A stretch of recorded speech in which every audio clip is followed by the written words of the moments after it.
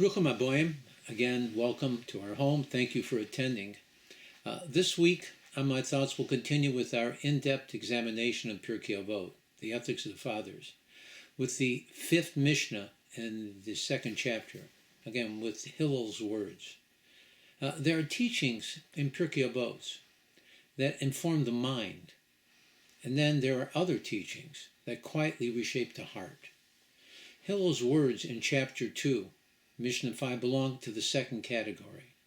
At first glance, the Mishnah appears to offer a series of ethical cautions, practical reminders about humility, judgment, speech, and learning.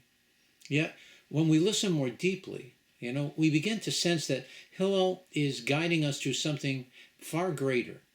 He is describing how a person remains spiritually awake over the course of an entire lifetime.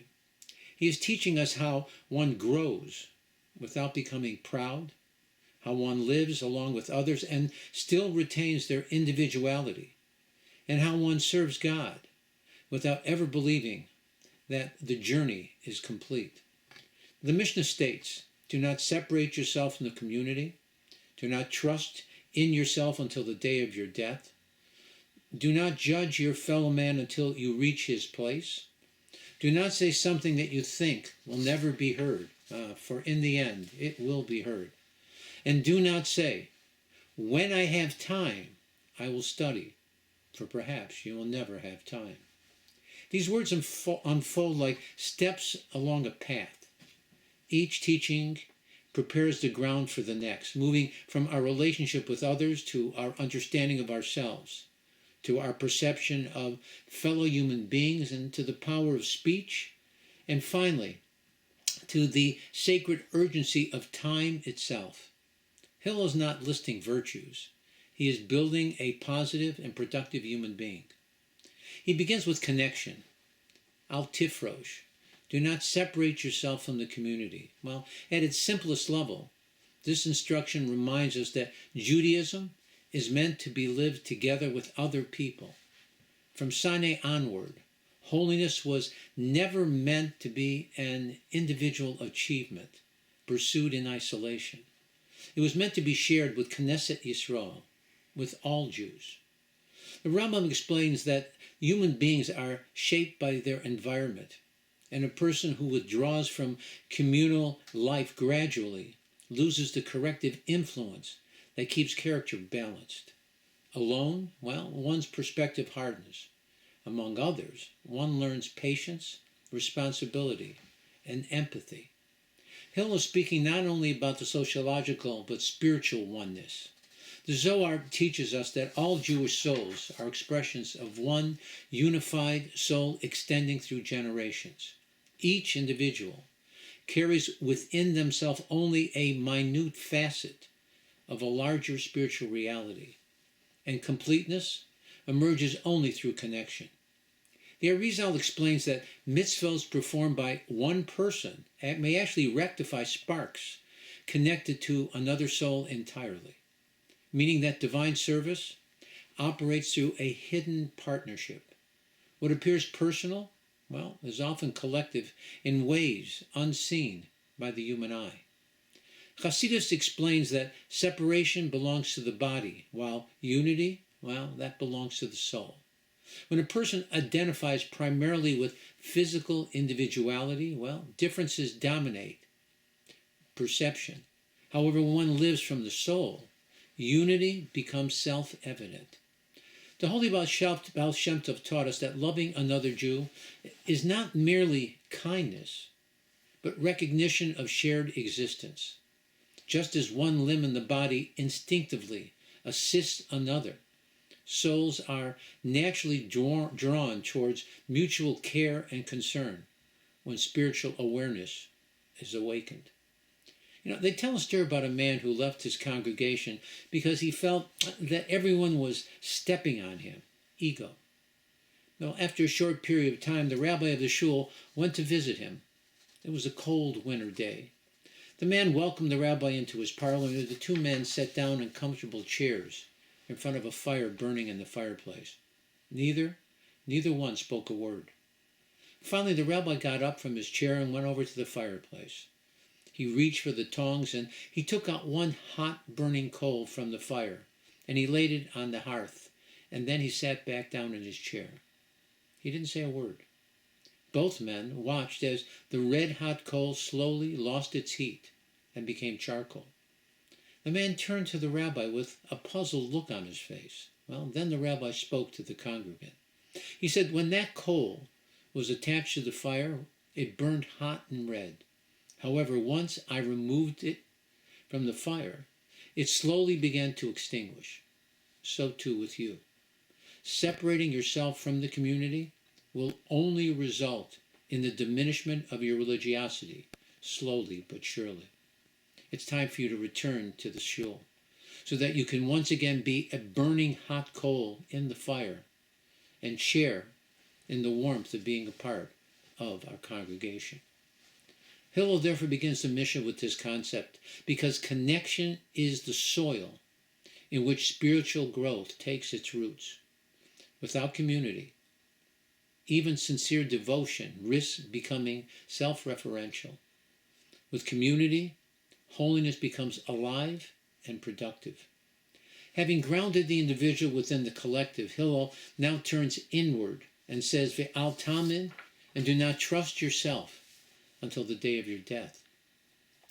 These words initially sound severe, but yet they carry profound compassion. Hillel understands human nature.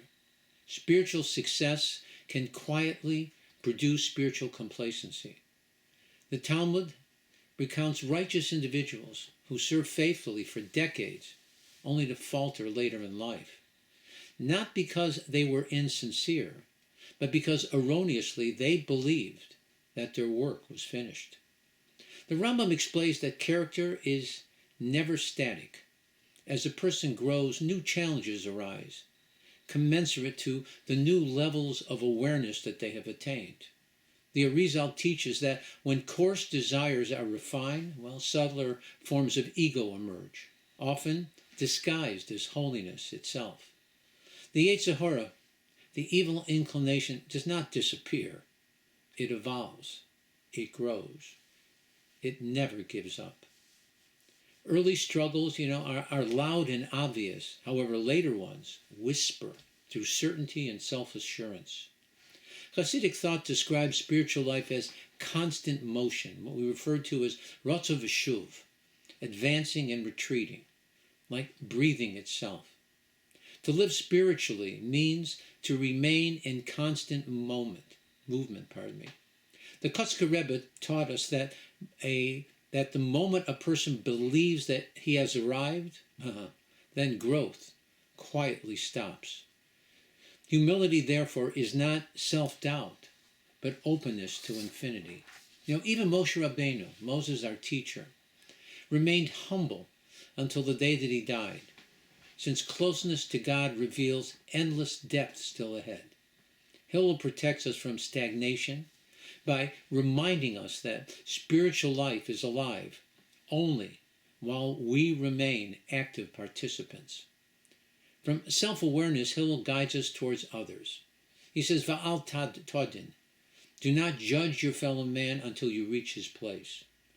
Human beings naturally interpret what they see, yet Hillel reminds us how little we truly comprehend. Circumstances, upbringing, emotional wounds, private struggles, and unseen courage shape all of our actions. The Zohar teaches us that each soul descends with a unique mission known fully only to heaven, while the Arizal explains that identical actions may carry entirely different spiritual meaning depending on the soul performing them. The word spoken by the nation of Mount Sinai, Naaseh v'nishma, which is translated as we will do and then we will listen, can also be understood as if the words that you are speaking come from experience, then, meaning Naaseh, you've done it, then Nishma, then I want to listen. If not, I'm not interested in your thoughts or theories. Every person is born with a challenge that is unique to them. Every person is stuck on a piece of gum. We know that it's gum, but the individual involved feels like it's cement. Mental institutions are filled with people who can solve your problem. They just can't solve their own. The greatest adversary in life is yourself. The Holy Baal Shem Tov taught that nothing that we experience in our life is random. When we notice flaws in other people, it's not an accident. The reason for our vision may well be that heaven may be offering us a mirror for self-reflection.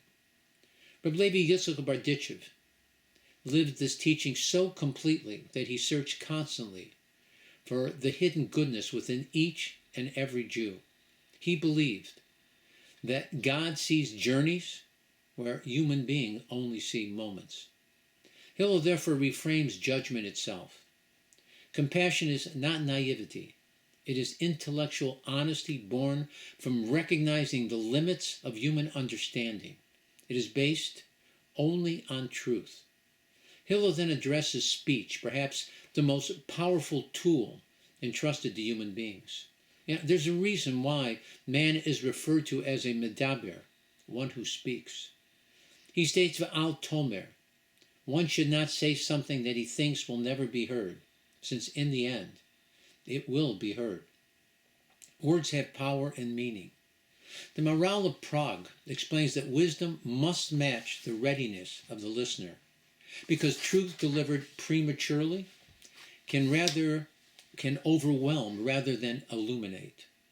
The Zohar compares Torah to light and the human heart to a vessel. Light too intense for the vessel causes fracture. Even holiness must arrive gently in order to survive. The Maggid of Mezrich taught that a teacher must descend into his student's world, clothing wisdom in language that can enter into the mind and the heart of his student. This mirrors creation itself, where divine infinity was concealed, so that the finite existence could receive it gradually. Speech therefore becomes an act of responsibility. Words must be measured not only by their accuracy, but in addition, by their ability to nurture growth. Hillel teaches us that true wisdom must include patience. Finally, Hillel concludes with a statement that shifts the entire Mishnah into urgency. Be'al tomer, and do not say, when I have time, I will study, for perhaps you will never have time. Here he confronts the quiet strategy that prevents most spiritual growth: procrastination. The Yetzer Hara, the evil inclination, rarely opposes goodness directly. It just postpones it. It has all the time in the world. It's a marathon runner. It never gives up. We, on the other hand, we are all sprinters.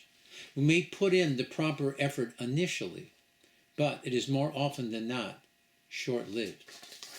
The Mesilas Yesharim explains that life fills itself endlessly with trivia, unless holiness is chosen intentionally. The Holy Baal Shem Tov taught that every moment carries a divine spark unique to that instant. When the moment passes, well, that spark disappears with it. The Arizal describes time as gates opening and closing continuously, each day offering spiritual possibilities that may never repeat themselves again exactly. Chassidus teaches us that God desires a dwelling place, not in an imagined future perfection, but in the imperfect present.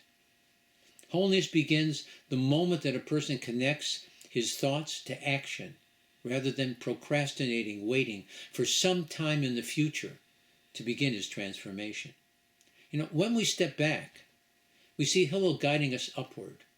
First, he anchors us in community, so that we do not walk alone. Then he teaches us humility, so that growth continues. Then compassion, so that relationships can develop. And then wise speech, so that truth heals.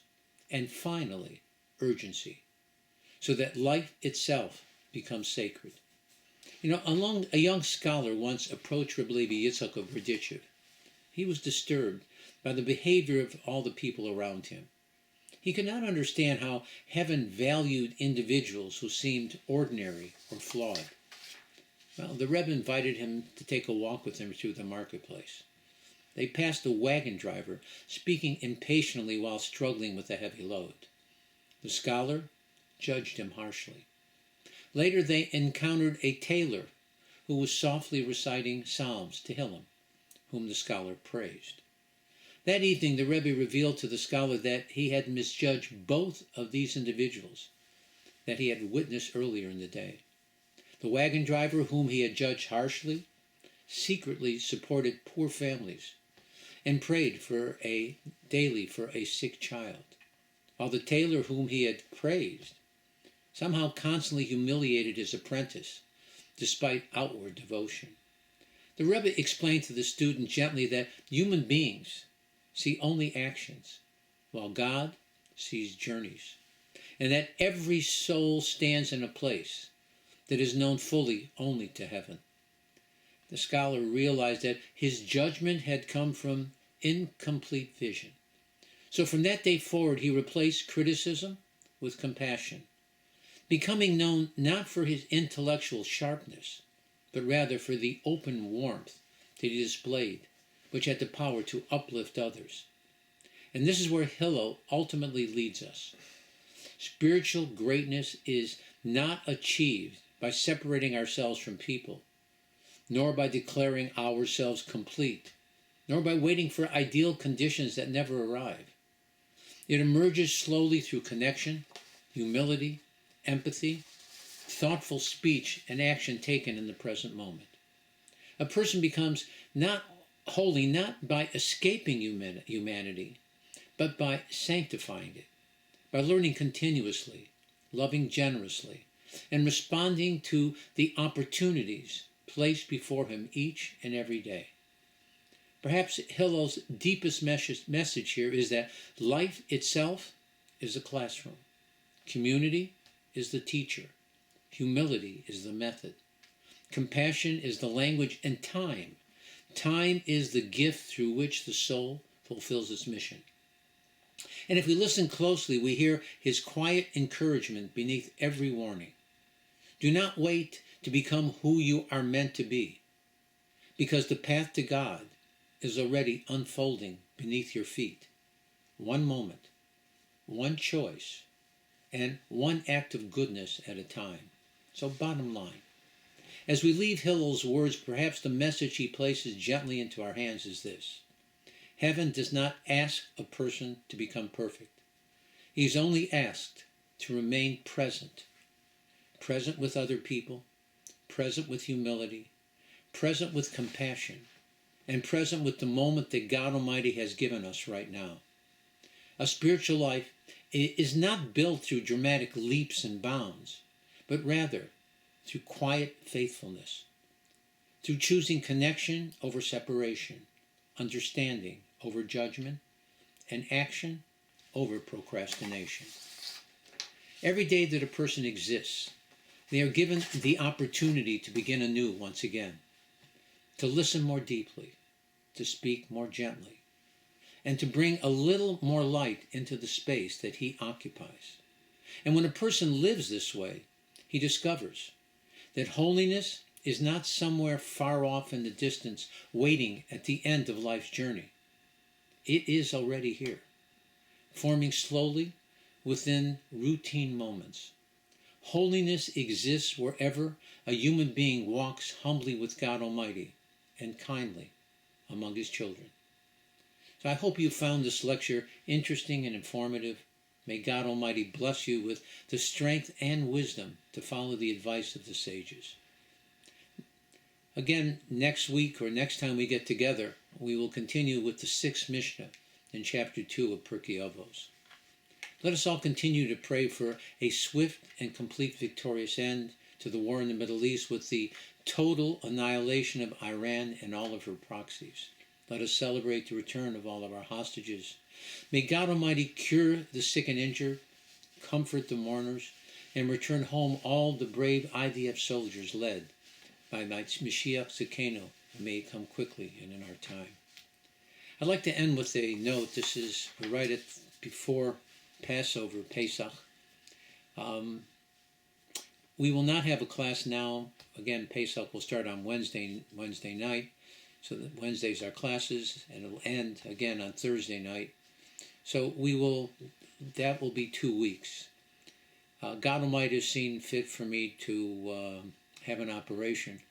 So I will be having a triple bypass on the following week after Pesach. And I will probably be out another week, so we will not get together for 4 weeks. Now I will ask you for a personal favor, that as a protection for myself, that my operation should go well and that we continue in our learning for many, many years to come. I would ask you to, even though we're not getting together for 4 weeks, there are a plethora of lectures that you'll find both on YouTube and on my website, as you see on the screen, base-mordechai.com. On my website, there's a search engine, and any topic you put in, you'll find something to listen to learn from, to grow from. And in fact, there are 15 lectures on the Passover Haggadah itself, both on YouTube and on my website. And again, I ask you to please say it. That I should have a refuah shalema, that I should have a speedy recovery. Mordechai Shimon ben Chayesora, as my mother's name. And in that schus, again, of saying blessings for me, God should bless you. Because as we see, those that kol hamavarech yivarech, everyone who blesses is blessed. Again, let me wish you a Chag Kosher Sameach. God should bless you and yours with all that's good. Be happy, be healthy, be safe. And again, we should see the month of Nisan that we are in now is supposed to be the month when Mashiach is supposed to come. Nisan and Nisim, miracles, have the same words to them. And let's hope that is the case. Again, once again, please, if you've not subscribed, please do so. Please push the like button. And again, share with your friends. And again, in that merit, again, I will be hopefully healthy and well to be able to continue sharing this great Torah with you. I thank you once again from the bottom of my heart for listening, and I know that your prayers for me will be answered. And God willing, I'll see you again in